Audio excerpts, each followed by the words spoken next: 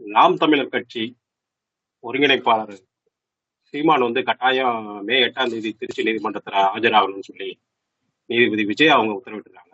இந்த கேஸோட பின்னணி என்னன்னு பாத்தீங்கன்னா, கடந்த டிசம்பர் மாசம் நாம் தமிழர் கட்சியை சேர்ந்த சாட்டை முருகன் அவர் வந்து கைது செய்யப்பட்டார்.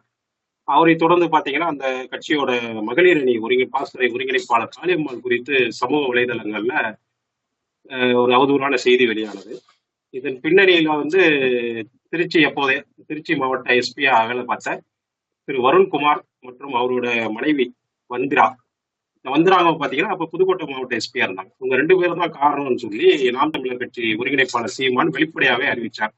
இதை தொடர்ந்து பாத்தீங்கன்னா அந்த கட்சி நிர்வாகிகளுக்கும் அவங்க எஸ்பி அவங்க ஃபேமிலி மெம்பர்ஸ்க்கும் சமூக வலைதளங்கள்ல ஒரு பெரிய சண்டை நடந்துச்சு. இவங்க அவங்கள பத்தி அவதூறா பதிவு போறது, அவங்கள பத்தி அவதூறா பதிவு போறது, இந்த மாதிரியே போயிட்டு இருந்துச்சு. ஒரு கட்டத்துல பாத்தீங்கன்னா எஸ்பி வருண்குமார் வந்து அந்த சமூக வலைதளத்துல இருந்தே வெளியேறக்கூடிய சூழ்நிலை உருவாச்சு. அந்த அளவுக்கு வெளியாயிட்டு அவர் என்ன பண்ணாரு, திருச்சி போலீஸ் ஸ்டேஷன்ல ஒரு கம்ப்ளைண்ட் பண்றாரு. இந்த மாதிரி என்ன எங்க குடும்பத்தை பத்தியும் சமூக வலைதளங்கள்ல ரொம்ப அவதூறா தகவல் பரப்புறாங்க நாம் தமிழர் கட்சி சேர்ந்தவங்க. இது சம்பந்தமா 22 பேர் மேல வழக்கு பதிவு செஞ்சு 2 பேர் கைது செய்யப்பட்டாங்க.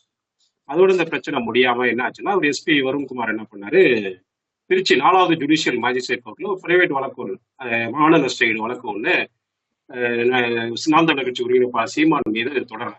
இந்த வழக்கு விசாரணை போய்கிட்டு இருக்கு. அப்ப டிஐ இப்ப அவரு எஸ்பி வருண்குமார் வந்து ப்ரமோஷன் பதவி உயர்வு பெற்று திருச்சி சரக டிஐஜியா பதவி வகிக்கிறார். இந்த நிலையில வந்து பாத்தீங்கன்னா அவர் வந்து ஒவ்வொரு வாய்தாவுக்கும் வந்து நீதிமன்றத்தில் ஆஜராகிட்டு போயிட்டு இருக்காரு. இந்த நிலைமையில பாத்தீங்கன்னா ஒரு சீமான் வந்து நீதிமன்றத்தில் ஆஜராகாம இருக்கார்.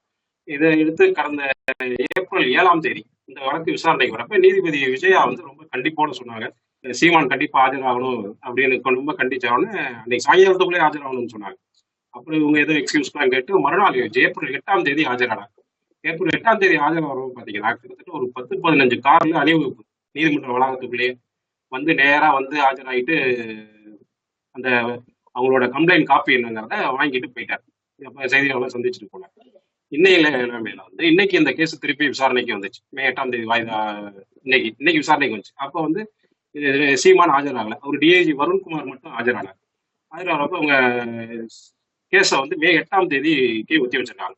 அப்ப என்ன சொல்றாங்க, மே 8ஆம் தேதி சீமான் வந்து கண்டிப்பா ஆஜராகணும் அப்படின்னு நீதிபதி விஜயா அவங்க உத்தரவிட்டிருக்கிறதா அவரு டிஐஜி வருண்குமாரோட வழக்கறிஞர் திரு முரளிதரன் வெளியில வந்து செய்தியாளர்களும் கூறினார்.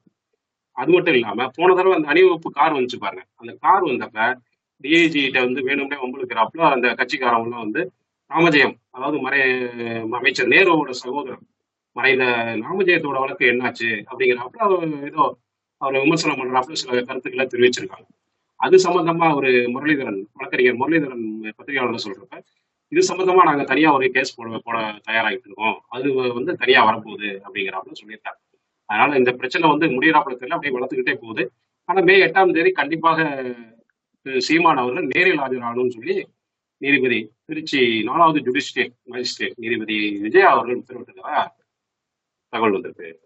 இதான் இப்போ இன்னைக்கு நிலவரம்.